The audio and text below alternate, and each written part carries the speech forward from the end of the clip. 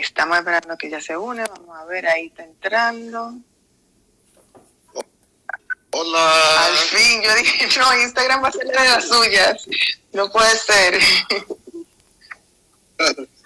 Hola, buenas tardes, Claudia. Gracias por organizar este live y que podamos conversar un poquito y reflexionar sobre un tema de tanto interés para todos los dominicanos y las dominicanas.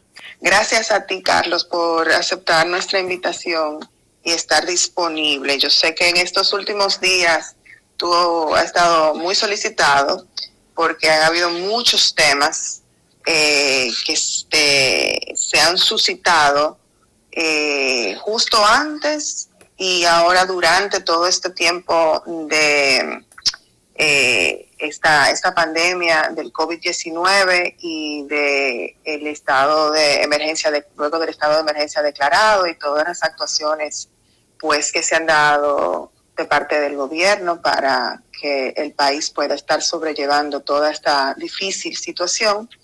Y bueno, y ustedes, desde que esto inició ya en marzo, ustedes comenzaron a emitir sus notas de prensa y comenzaron a decir que iban a estar pues monitoreando, iban a estar velando por la transparencia, porque si bien es necesario que se tomen las acciones para que el país pueda pues llevar y sobrepasar esta pandemia, esta difícil situación con el virus del COVID-19, pues es necesario también que existan organizaciones que estén velando porque las actuaciones se estén llevando de forma legal, transparente sobre todo, y con integridad. Y para eso está pues participación ciudadana, porque pues con la celeridad que se han venido dando las situaciones, lamentablemente esto es un virus que es bastante rápido, su efecto de contagio, además de eso entonces toda la situación de recesión económica en la que ya pues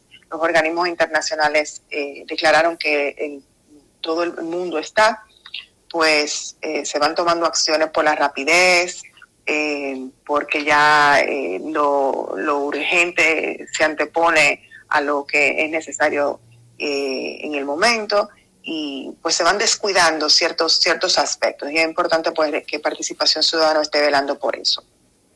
Carlos, cuéntanos un poquito de lo que han venido realizando desde, pues vamos a hablar un poco más de marzo para acá, en cuanto a lo que piden de transparencia en estos temas. Bueno, no hay duda que en cualquier país del mundo y cualquier país con los niveles de institucionalidad como el nuestro, cuando hay una crisis de esta magnitud, pues se deben activar los mecanismos de control y se debe tratar de que los poderes excepcionales no se conviertan en poderes desmedidos y que sirvan para el abuso de poder, para el enriquecimiento sin causa o para la violación de derechos. Ya en la República Dominicana, en declaratorias de emergencias anteriores, producto de tormenta, como fue la tormenta Olga, la tormenta Noel, ya nosotros registramos que se generaban las circunstancias para que a través de las contrataciones públicas, de manera muy particular y producto de las excepciones propias que establece la ley de compras y contrataciones, pues se vulneraran principios y se violentara las disposiciones de la normativa 340-06. Muchos entienden que cuando hay una declaratoria de emergencia se debe adquirir bienes y servicios, y ciertamente se deben adquirir y muchos son necesarios y el Estado tiene que adquirirlo, pero lo debe hacer sobre la base de la eficiencia, de la eficacia, sobre la base de la transparencia. No puede servir esa premura para adquirir en un mecanismo o en una excusa para las complicidades público y privadas para dilapidar los recursos públicos. Y por eso inmediatamente la primera declaratoria de emergencia, ya desde Participación Ciudadana, advertimos que era necesario prestar atención a las contrataciones públicas. ¿Por qué las contrataciones públicas? Bueno, la República Dominicana, de acuerdo a los indicadores de Transparencia Internacional, es un país donde existe una corrupción rampante, un país que se encuentra con una puntuación de 28 puntos de 100, quiere decir que es un país donde hay mucha corrupción. Ese es el barómetro de corrupción, ¿verdad? Es lo que tú mencionas. El índice de percepción de la corrupción de Transparencia Internacional, que de hecho, de acuerdo a la Estrategia Nacional de Desarrollo, la República Dominicana debió estar en 54 puntos este año, de acuerdo a las metas que el Estado se puso. Claro. Y todavía nos encontramos en 28 puntos. Parece que las políticas que se han adoptado no han permitido que el país pueda avanzar y superar esa puntuación tan vergonzosa. Y sabemos que cuando hablamos de corrupción en la República Dominicana, las contrataciones públicas, en términos muy particular, son una de las áreas de mayores riesgos en nuestra historia. Y dentro de las contrataciones públicas, las contrataciones de obras públicas y las concesiones son áreas de mucho riesgo, y en un periodo de emergencia donde hay excepciones a la ley, pues se convierten en áreas de mucha vulnerabilidad, sobre todo para los funcionarios que tienen intención de enriquecerse ilícitamente y para los proveedores que se asocian con funcionarios públicos para esos fines. Y una pausa ahí, Carlos. Por eso sí. Disculpa que te interrumpa, y una pausa también. Es que este año entonces convergen también a ser un año electoral como con un deseo de no saber si, bueno, sabremos que este gobierno ya no va a estar porque ya cumple su mandato, sobre todo porque son 2 consecutivos de orden constitucional.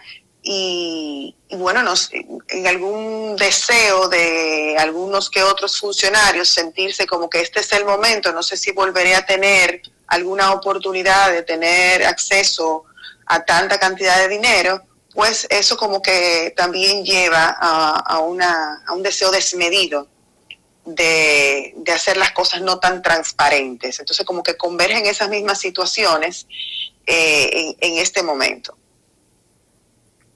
Yo creo que ese es un buen punto, porque si bien es cierto que habíamos advertido de los riesgos de corrupción cuando hay declaratoria de emergencia, demasiado temprano vimos ya las intenciones en varias instituciones del Estado y la cantidad de denuncias alrededor de contrataciones, utilizando algunas las excepciones que establece los decretos de emergencia, y otras instituciones, como el caso de INAIPE, que ellos asumieron que estaban ahí en el decreto de emergencia y ya habían realizado una contratación para decir que en un decreto posterior lo estaban incluyendo en la declaratoria de emergencia.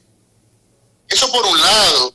Y por otro lado, la cantidad de denuncias que han sido públicas de procesos que no hay forma de explicar, que se aperturara un proceso, sea de comparación de precios, de licitación restringida, o pueda ser de licitación internacional, y que ese proceso de la apertura a la presentación de ofertas técnicas y económicas, pues el intervalo de tiempo va hasta de 2, 3, 4, 5 minutos, y adjudicaciones en tiempo récord. Claro. O sea, eso verdaderamente es inaceptable. Es inaceptable porque entendemos la necesidad de contratar, pero hay principios muy básicos, y el de publicidad es un principio fundamental en las contrataciones.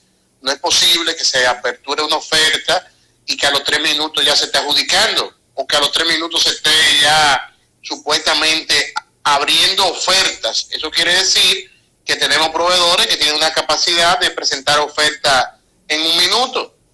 O sea, toda esa situación, y que hay que reconocer que producto de las acciones de monitoreo ciudadano, las acciones del periodismo responsable, pues han logrado parar algunas de estas contrataciones. Está el caso de la de INAIPI, pero está el caso también de la contratación en el Servicio Nacional de Salud. Y recientemente el ministro de la Presidencia, Gustavo Montalvo, anunciaba que 8 empresas estaban siendo inhabilitadas del registro de proveedores del Estado.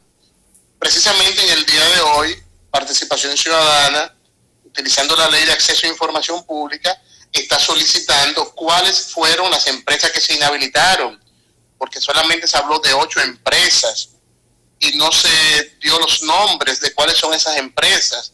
Y nosotros queremos saber cuáles son las empresas, queremos saber quiénes son los dueños, los accionistas de esa empresa, pero también es muy importante que la Dirección de Compras y Contrataciones haga público el acto administrativo sobre el cual se establecen los hechos, las violaciones que originó y tuvo como consecuencia una sanción de la inhabilitación.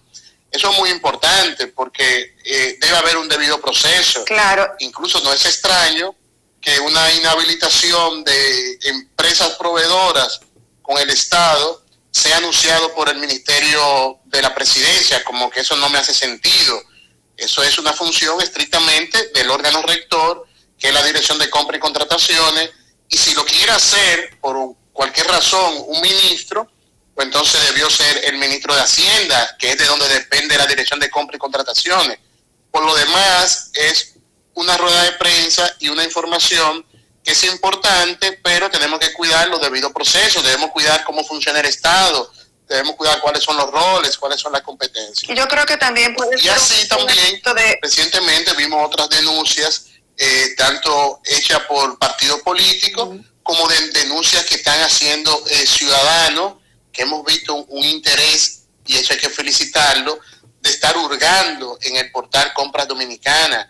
Y nos parece que eso es muy importante, porque en un país donde los órganos de control tienen deficiencias, donde los órganos de control son insuficientes, pues entonces nos queda el control ciudadano. Claro. Y digo que el control es insuficiente porque no existiría forma de violentar los procedimientos y la ley de compras y contrataciones en la República Dominicana si la Contraloría General de la República estuviera ejerciendo de manera efectiva y eficiente el control previo. Pero también si nosotros tuviéramos una Cámara de Cuentas. De hecho, a la Cámara de Cuentas le hemos recomendado que su rol en este periodo de emergencia es poder realizar lo que hemos denominado auditoría en tiempo real. O sea, nosotros necesitamos un órgano de control con unos niveles de proactividad que evitemos el despilfarro, que evitemos la violación de los procedimientos, que evitemos la corrupción, que evitemos el robo de los recursos públicos, y no que pueda suceder o no, y que posteriormente, dentro de meses,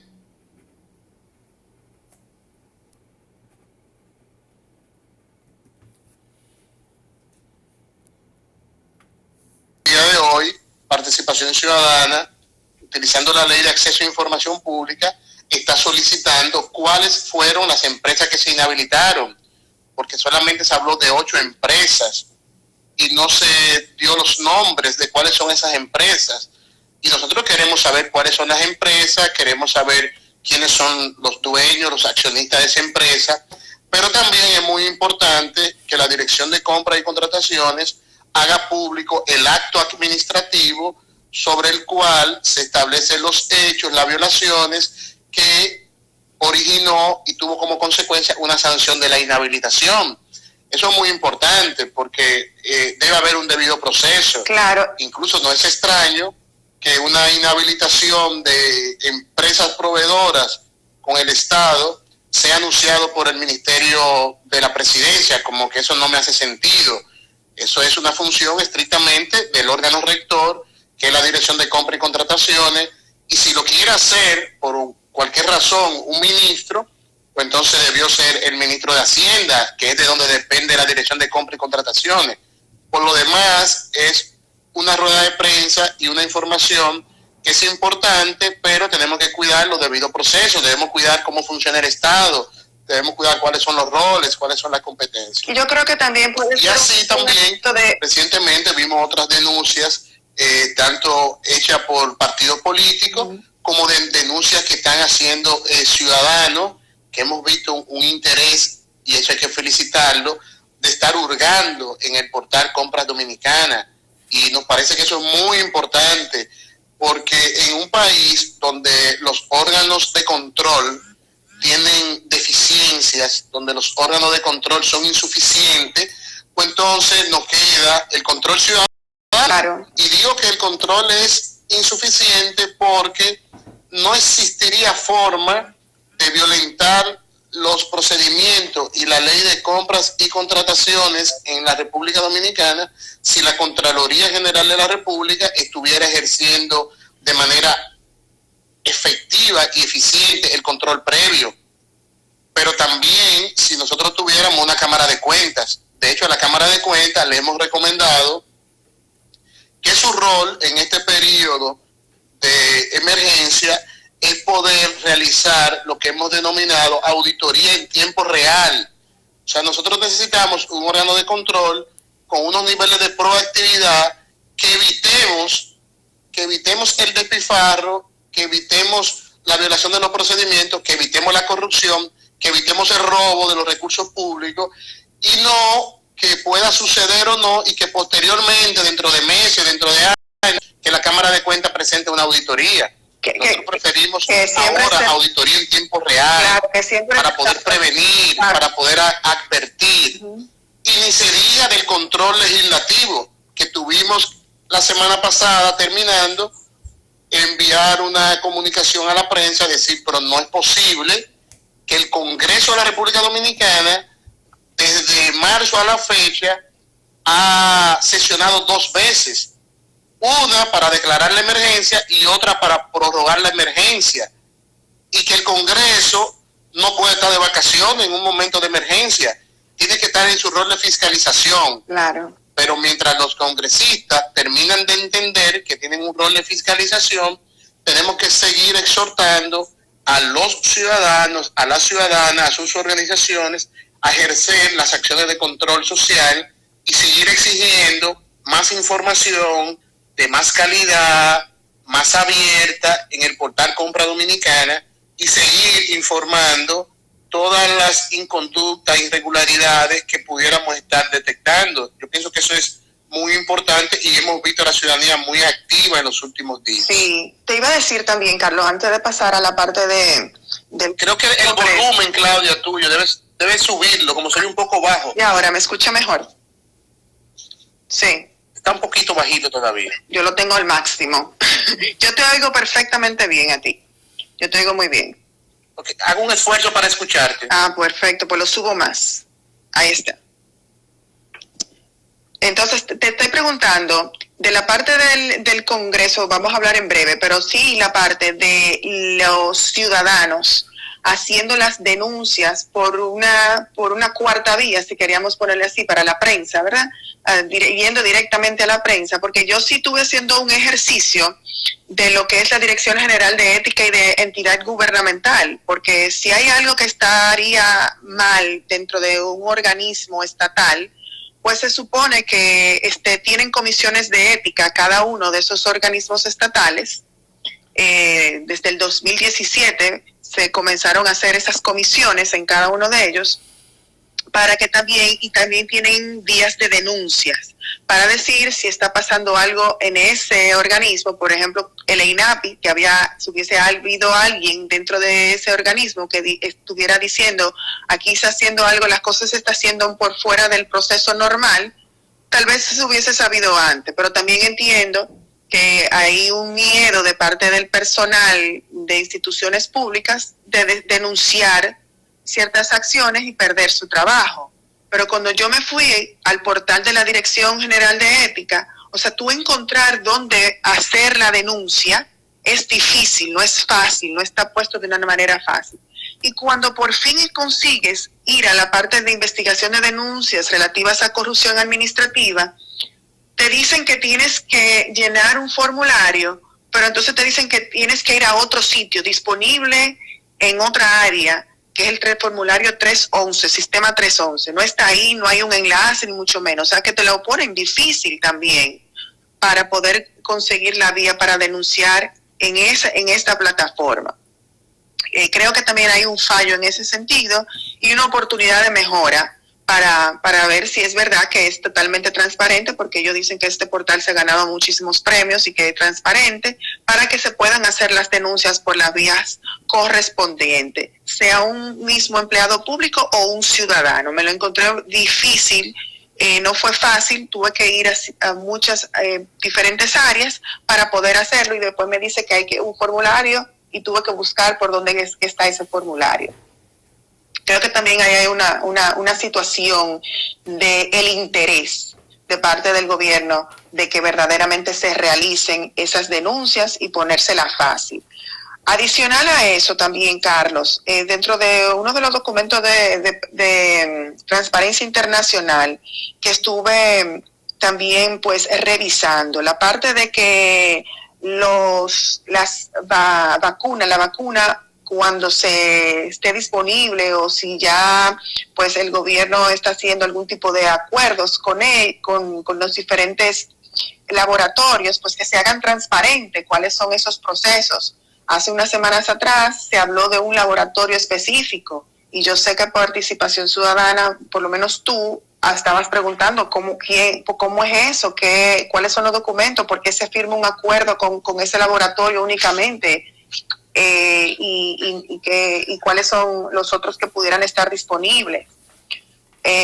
Igualmente la parte de la escasez de medicinas que se pudiera estar dando o que ya se están dando. O sea, comienzan a decir nombres de medicinas que pueden ser utilizadas para aplacar los síntomas de este virus, y comenzaron a escasear. ¿Dónde está Proconsumidor para poner atención a eso? El Ministerio de Salud, igualmente, si hay precios que se están sobrevaluando, o si hay algún aspecto de colusión con estos laboratorios.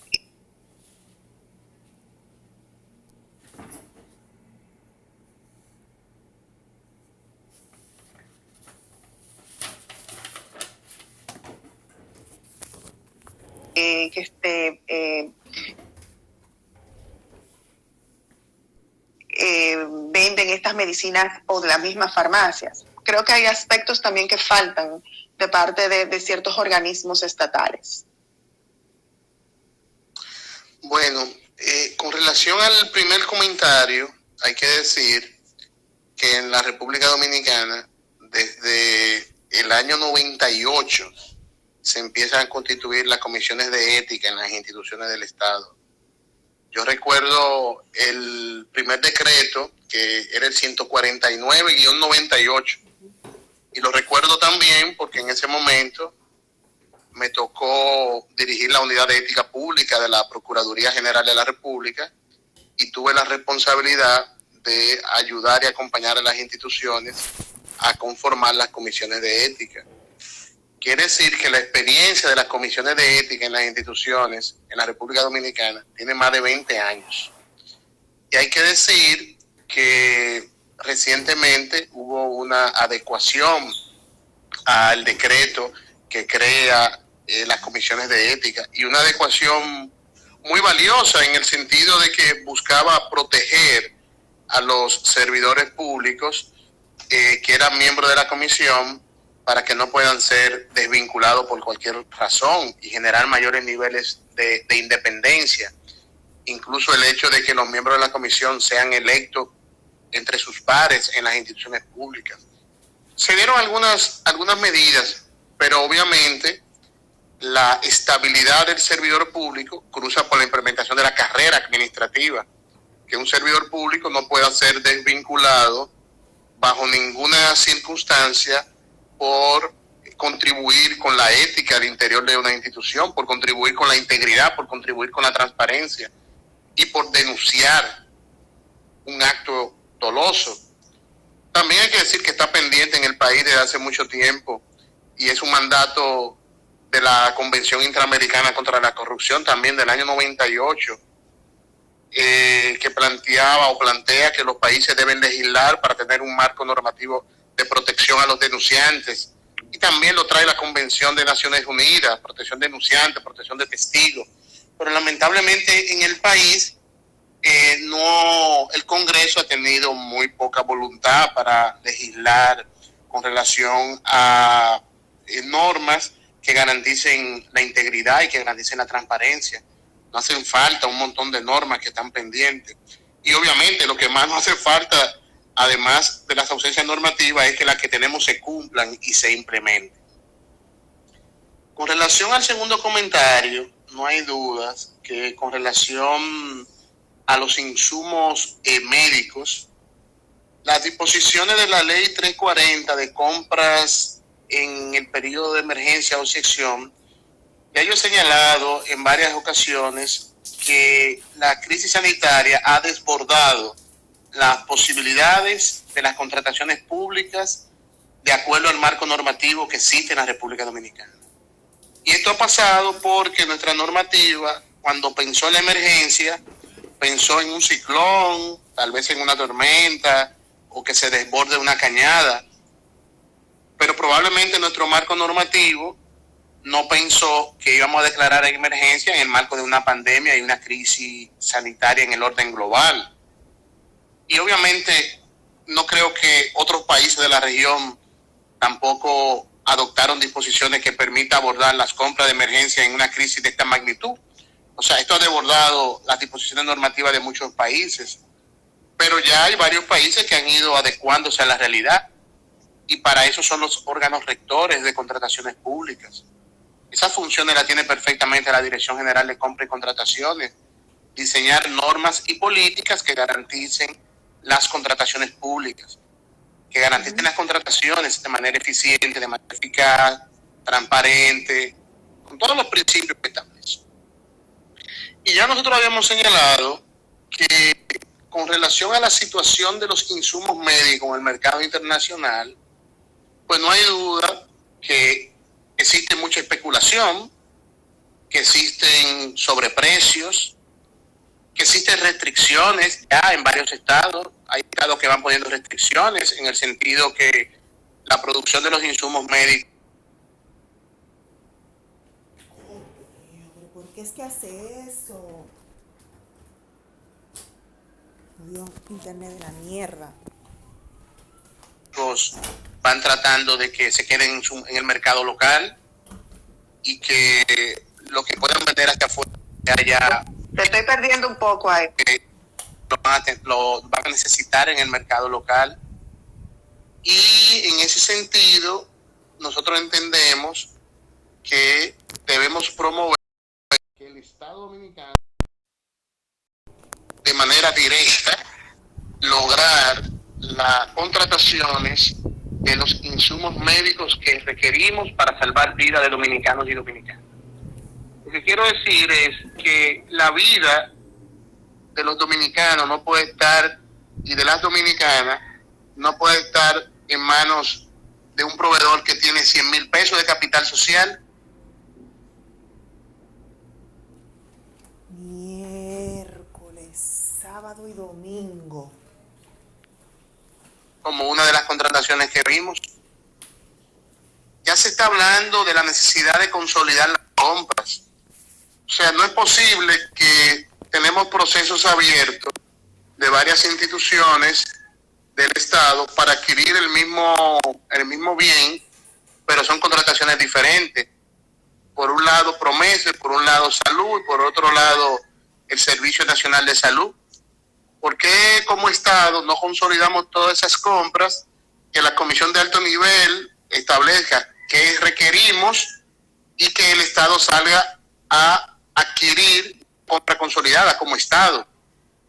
Pero al interior de SICA y al interior de OEA también se está hablando ya de la necesidad de compra consolidada entre estados, que varios estados centroamericanos, del Caribe, de la región, puedan ir al mercado internacional con compras consolidadas para poder competir, para poder negociar en el mercado internacional, porque estamos en una crisis de una magnitud tal que no podemos dejar en manos de los procedimientos tradicionales con la deficiencia que tienen y con la falta de competitividad que puedan tener la intermediación, dejar en mano la salud de los dominicanos.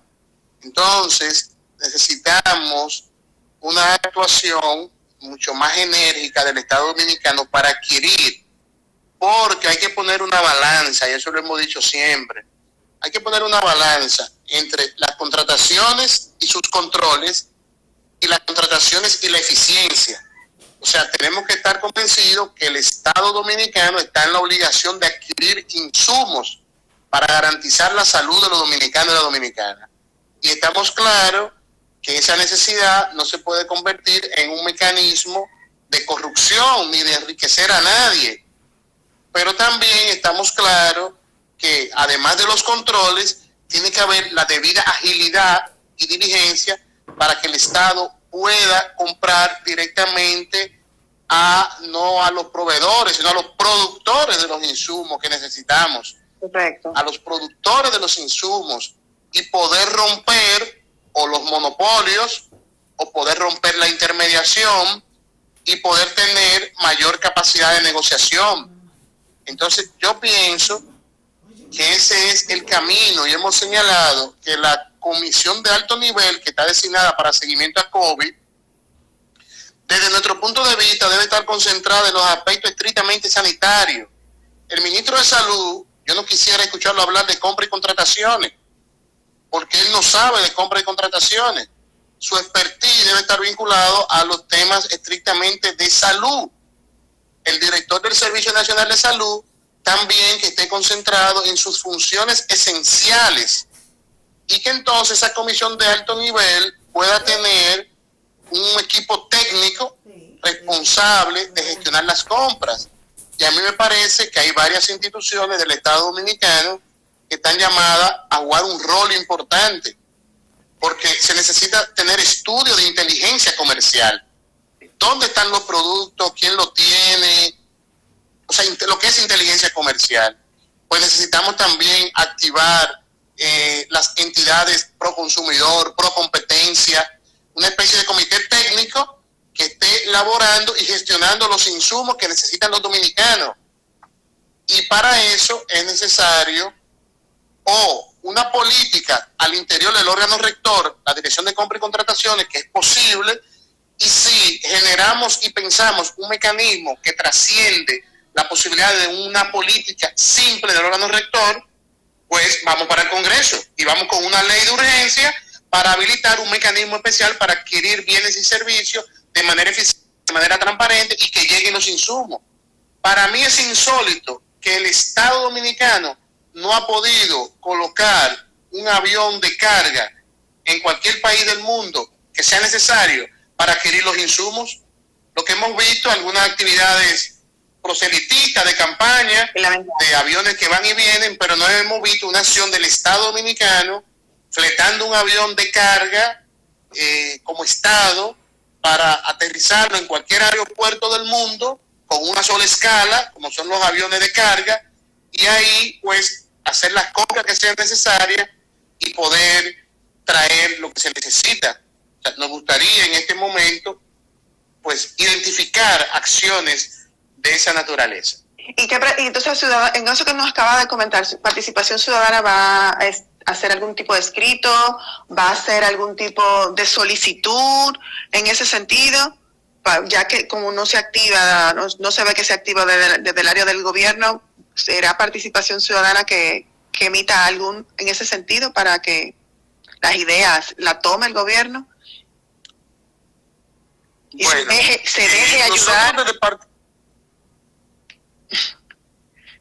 Nosotros desde Participación Ciudadana vamos a seguir jugando nuestro rol y vamos a seguir jugando nuestras funciones de sugerir, de proponer y de colaborar. Y sobre todo en este momento, con mayores niveles de determinación y mayores niveles de compromiso.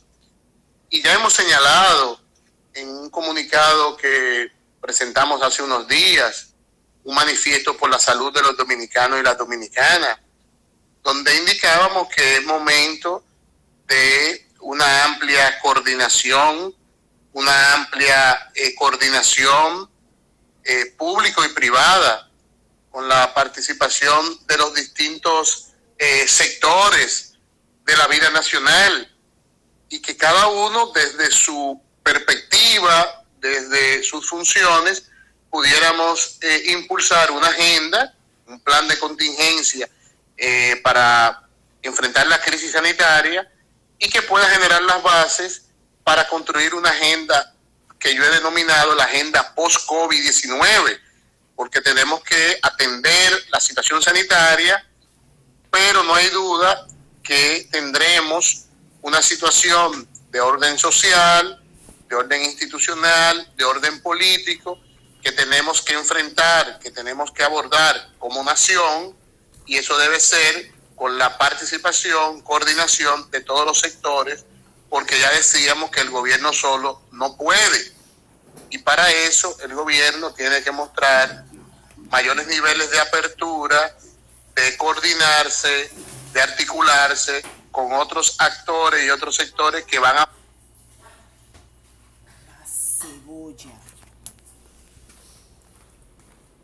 aportar y que están dispuestos a colaborar sobre la base de una estrategia nación articulada desde la institucionalidad del Estado Dominicano, que eso es fundamental en este momento.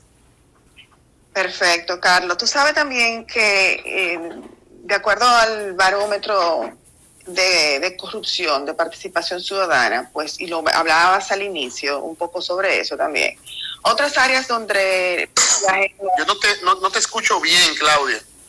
Ok, déjame volver a repetirme. Te decía que con el barómetro de corrupción, de participación ciudadana, también las personas tienen la percepción de que hay otras áreas donde es necesario pagar una especie de soborno para poder acceder y tener los servicios públicos. Y uno de los primeros tres está incluido el acceso a los hospitales públicos y a los centros de salud. O sea, la necesidad de tener que pagar para poder tener acceso a la salud. Y ahora, en este tipo de situación de pandemia, donde obviamente lo esencial y lo primordial es la salud, y donde están totalmente copados todo el sistema hospitalario, para una persona tener acceso a una cama, a una habitación, cómo estarían supervisándose los posibles pagos de sobornos para poder acceder a una habitación, para inclusive que venga una ambulancia a tu casa a que te busque porque ya estás en una situación de que necesitas llegar a un hospital vía de emergencia. Esas son situaciones también muy delicadas. Inclusive también, si nos vamos a las situaciones que hemos visto con la policía, donde para mantener el toque de queda, pues todas las personas que se están llevando presas, muy lamentablemente también de una forma donde tú dirás, pero entonces, ¿dónde queda el distanciamiento individual o social? Y el efecto contagio ahí pues es exponencial. ¿Cómo también monitorear esas multas o posibles sobornos que estén pidiendo lamentablemente algunos policías para no llevarte preso, para dejarte libre o para no cerrarte un establecimiento, como bien decía ayer el ministro Montalvo, que también se iban a multar los establecimientos que estaban abriendo cuando no estaban permitidos? Esa parte también es importantísima también, y cómo se monitorearía eso y quién está velando por eso. Sí. Bueno, me parece muy importante el comentario que haces, que pudiéramos reflexionar sobre eso.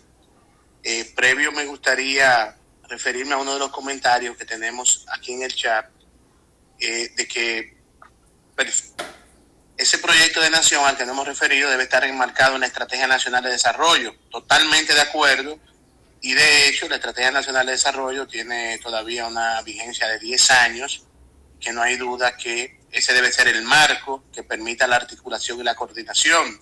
De hecho, obviamente también hay que señalar que debemos revisar debemos revisar las prioridades. Claro que ya son. Porque luego de esta situación que tenemos, las prioridades han cambiado. Para modificar o para poner en orden de prioridad las acciones que tenemos enmarcadas en la Estrategia Nacional de Desarrollo. Incluso yo soy partidario que desde ya el presupuesto general de la Nación de este año debe ser revisado porque las prioridades, sin lugar a dudas, han estado distorsionadas y las prioridades obedecen a los niveles de desigualdad y exclusión. Pero si queremos avanzar en prioridades que garanticen la vida y la dignidad de la gente, este presupuesto ya de este año hay que verlo. Incluso yo he planteado que los programas de gobierno que han presentado los candidatos también deben revisarlo, porque un programa de gobierno que se elaboró 1 año, 2 años atrás, que no tenía en cuenta este contexto, deben revisarlo y los candidatos deben presentar, pues obviamente, su plan post-COVID-19, porque es que cambió el mundo, cambió el país, cambió todo y nuestras prioridades tenemos que verlas. Eso implica ver Estrategia Nacional de Desarrollo, como bien se ha señalado. Segundo, la revisión de nuestros planes plurianuales. Revisar el presupuesto de este año. El presupuesto de este año tiene 4 meses. Vamos a revisarlo. Le queda todo 1 año de ejecución. Además que fueron supuestos. Y lo otro es los candidatos tienen que presentarle al país un programa de gobierno que tenga en cuenta este contexto. Y los que ya presentaron su programa de gobierno, seguramente que este contexto no lo tenían. Luego de esto, tú te referías al Barómetro de las Américas, un estudio de transparencia internacional que trata de medir las modalidades de corrupción en los países y sobre todo las que tienen mayores nivel de incidencia. Y no hay duda que el soborno es una de ellas. Hay personas que le llaman el pequeño soborno, el gran soborno.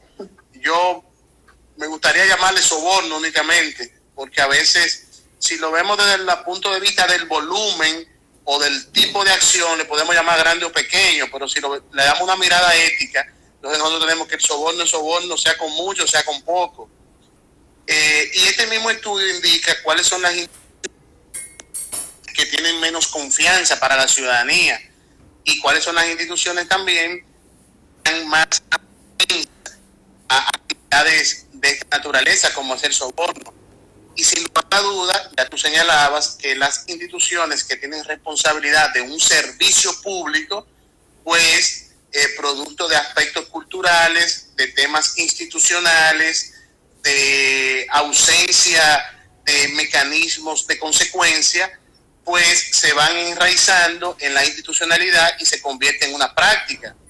Y una de estas instituciones es la policía, y aquí hablemos de la Policía Nacional, que es una de las instituciones que cuando es medida en este barómetro, es una de las instituciones de menos confianza de la ciudadanía y donde 4 de cada 5 ciudadanos pues informan que han sido víctimas de una manera u otra de soborno, de macuteo, de la cena.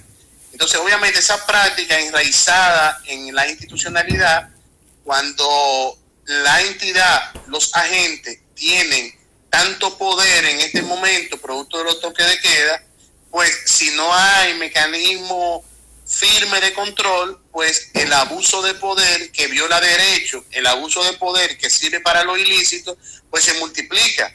Entonces, eso es un elemento que está sobre la mesa, porque cualquier ciudadano que lo paren por ahí a la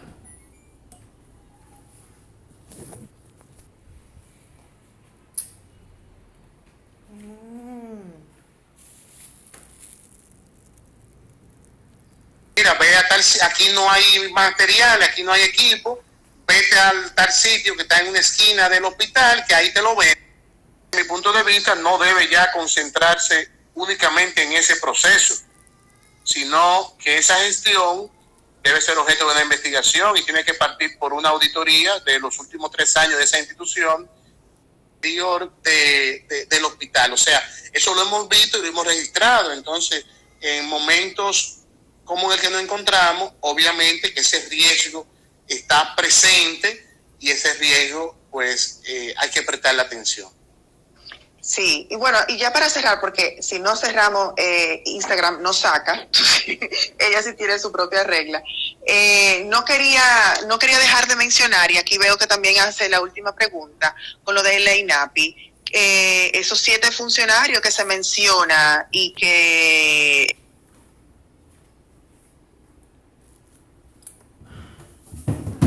No se puede, así no se puede. Simplemente así no se puede. supone que van a estar disponibles para el Ministerio Público. ¿Sabemos si ya le llegó la documentación que dijo el ministro, el ministerio, el ministro del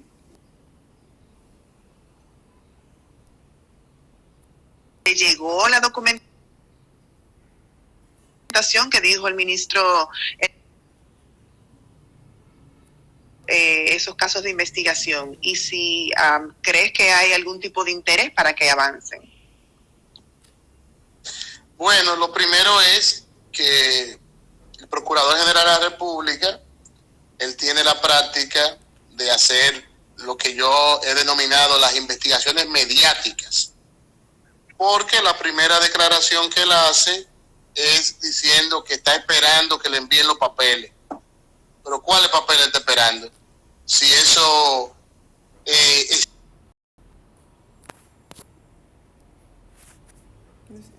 ¿Qué decir? No puede avanzar. Así no se puede avanzar. O sea, definitivamente así no se puede. Están públicos todos y están ahí. Además, usted no tiene que esperar. Hay una denuncia muy seria y usted puede apoderarse de oficio. Usted está esperando que le envíen qué papeles. Apodérese de oficio y haga su diligencia. Y dentro de su diligencia, usted debe adquirir toda la papelería que sea necesaria.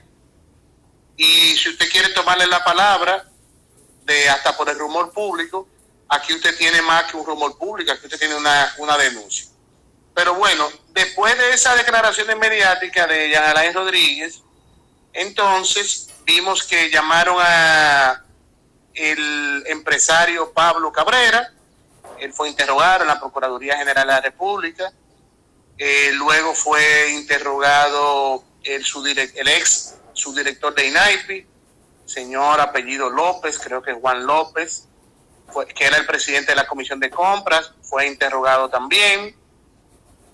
Y ojalá que el Ministerio Público pueda presentarle al país un resultado de una investigación que desde mi punto de vista no debe ya concentrarse únicamente en ese proceso, sino que esa gestión debe ser objeto de una investigación y tiene que partir por una auditoría de los últimos 3 años de esa institución y una especie de auditoría forense a los procesos de contrataciones de esa institución, porque creo que no es suficiente ese solo caso, hay que buscar un poquito más con relación a otros procesos, porque ya van llegando otras denuncias de esa institución y el Ministerio Público tiene que tener una investigación tan abierta que permita ir más allá de un proceso que ya está suficientemente documentado, porque está muy claro. Ese caso a mí me queda muy claro.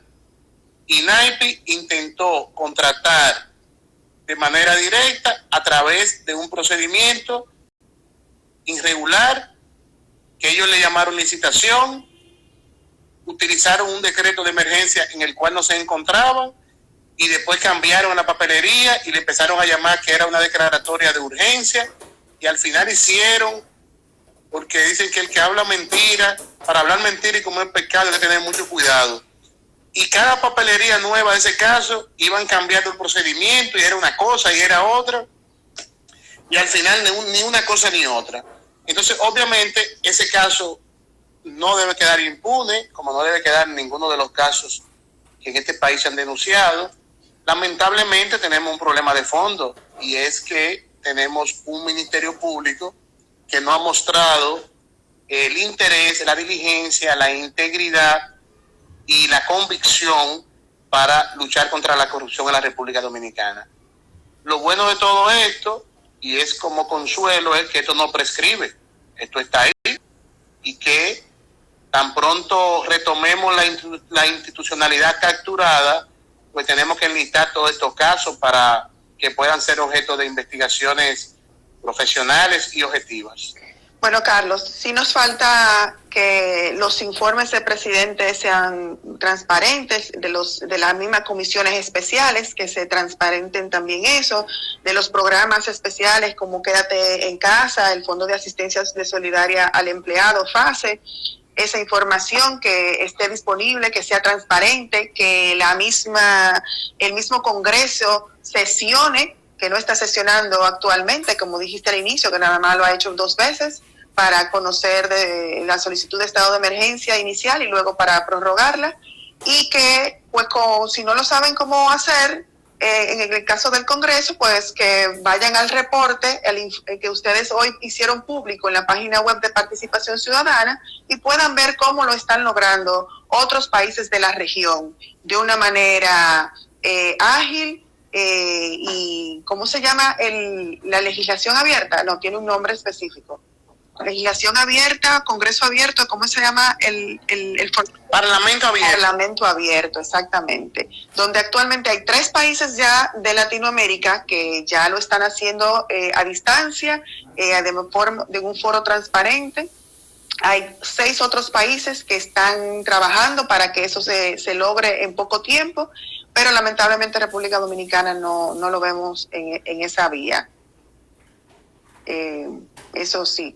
Así es, nosotros esperamos que el Congreso cumpla su rol de fiscalización y que el Congreso no solamente que reciba los informes cada 15 días que debe enviar el Ejecutivo por este periodo de emergencia, sino recibirlo, analizarlo, fiscalizarlo, hacerlo público el informe, porque ahí vi que esta comisión bicameral decidió que iba a enviar el informe a Participación Ciudadana. Nosotros lo estamos esperando y qué bueno que lo envíen, pero también que lo hagan público, que lo ponen en el portal, y del portal nosotros entramos, accedemos y lo puede hacer cualquier otro. De todos modos, ese informe debe ser objeto de una labor de fiscalización y el Congreso para eso tiene que sesionar, el Congreso tiene que estar cumpliendo su función de representación, su rol de legislar y su rol de fiscalizar. Y ya hoy colgamos en nuestra página un informe, como bien señalabas, Claudia, de Parlamento Abierto y de Directorio Legislativo, que establece qué está pasando con los congresos de la región. Y lamentablemente el Congreso de la República Dominicana es de los que está más rezagado. Ya tenemos congresos que están sesionando de manera virtual. Hay congresos que ya han elaborado y han aprobado procedimientos para las secciones virtuales. Y se están reuniendo las comisiones, y se están aprobando leyes.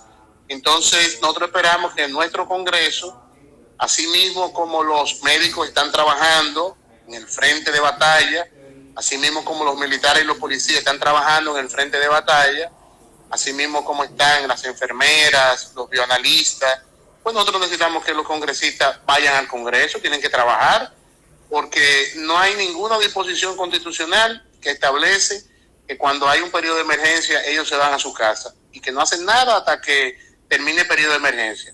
Todo lo contrario, el Congreso en este momento tiene que redoblar sus esfuerzos de fiscalización, pero también redoblar sus esfuerzos en orden legislativo, porque como ejemplo voy a poner que el país va a tener elecciones el 5 de julio y es probable que necesitemos alguna disposición que garantice el voto de los dominicanos en el exterior a través de correo electrónico. Bueno. Estoy pensando en voz alta. Lo que quiero decir es que la función de legislar tiene que estar activa en el Congreso y obviamente no tienen que representar, y para representarnos tienen que estar asumiendo su rol de fiscalización. Bueno, vamos a seguir insistiendo con el Congreso y esperamos que hagan público el informe. Nosotros nos comprometemos a ayudarle con el análisis y el ejercicio de fiscalización del mismo. Pues gracias, Carlos, porque ya nos van a sacar en 2 segundos.